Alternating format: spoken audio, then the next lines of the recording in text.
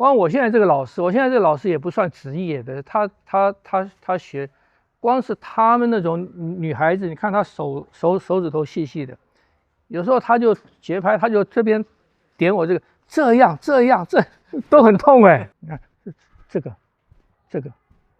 个拳也是一样，这个是这个所以这些小地方，就是它是把你的关节角度放对了，力量就有了。哎，所以你不要去用很大的力啊。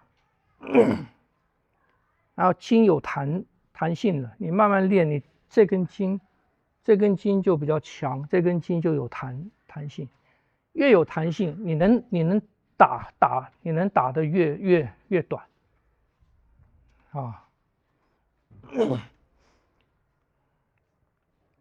是吗？不能在这里啊。所以你看掌就是很松的，这样一放，这样放，这样放受力是在这边的，是在这里的。当然你如果这样放就在这边，你这样放就在这边，听不懂？你看这样放，扣着，你像抓一个碗一样，你这放着啊，是不是在边边？在边边嘛，所以你不要这样子，差一点点哦。你看扣一个碗，啪，这样放着。这样子。对，这样子，听不懂？哎，因为我是之前也发现，这边颜色不大一样，应该是就是对，手力比较大。它是这样，一抓，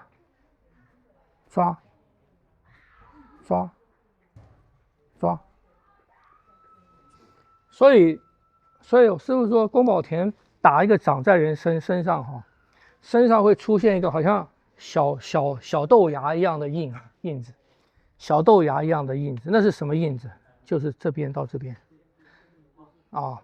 所以显然什么？显然他在打到人的时候，他的力是什么力？他的力是这样子的，他的力是这个地方的力。这样子就是一个像小豆芽一样，这样子啊。他掌打到人身上，并不是5根手指头，哎，晓得吗？小豆芽，老师，那在走掌的时候，这边要怎么把它拉起来？就是我是这样走掌，对，然后这个小指头要怎么把它拉起来？我觉得我这边好像没有拉起来的感觉。对，比较困难的就是什么？就是你从指尖拉，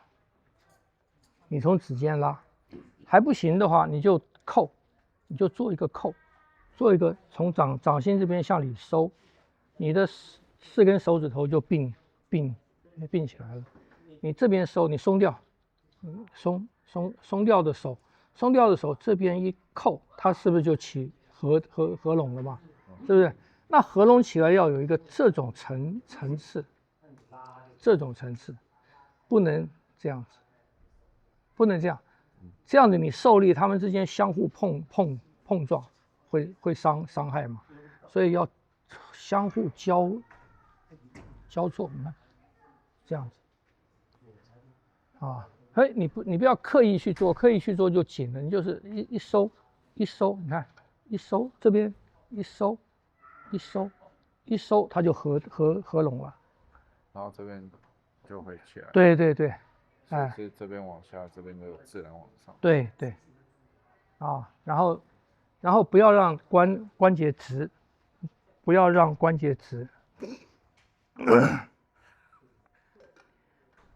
人家练钢琴的都是光是这个手势就要练很久，他们也是要像一个碗一样扣的，松的，自然松的，所以他们的手下去习惯的手下去就是这样，这边是直，就是最基本的是这个姿势嘛，啊，所以因为这个是最有力的，这个是最有利的。当然弹成职业弹久了以后，他的手指随便摆，可是基本上这个要有，哎，啊，他们的小指非常有力量，非常有力。他们的手指，光我现在这个老师也不算职业的，他学，光是他们那种女孩子，你看她手指头细细的，有时候他就节拍，他就这边点我这样都很痛哎，都很痛哎。他们很厉害的那个，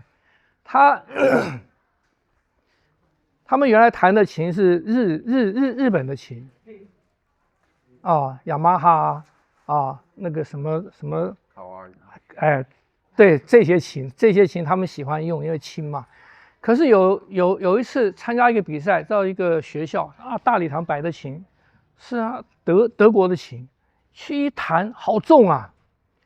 学校那个摆了2个琴嘛，一个是那个很有名的那个世界名琴，一个就是日本琴，每个人都跑去弹日本琴。